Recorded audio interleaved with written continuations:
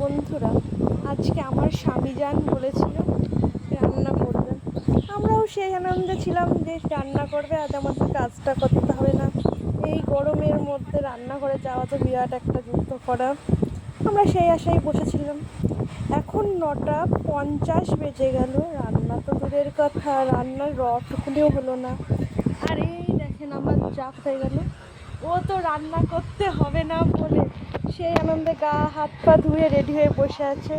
ওনার কোনো রান্না করার পাত্তা নেই, ও এখন খেলতে বসেছে। কি বলবো, দুঃখের কথা। দাঁড়ান, এখান দিয়ে দেখা যাচ্ছে, ওই দেখেন ওখানে দেখতে পাচ্ছেন, ওইখানে খেলতে বসেছে।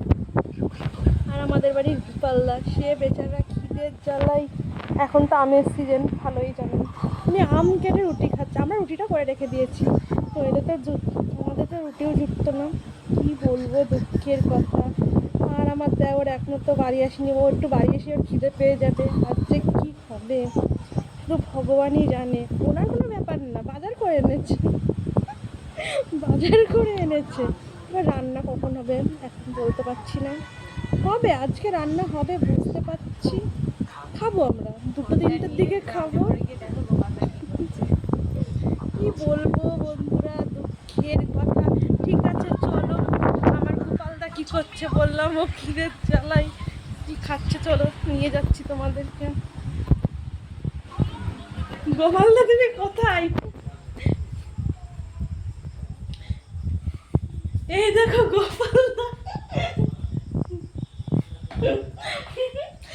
আলু আর সোয়াবিন কাটছে। আমাদের গোপালদাই পারবে।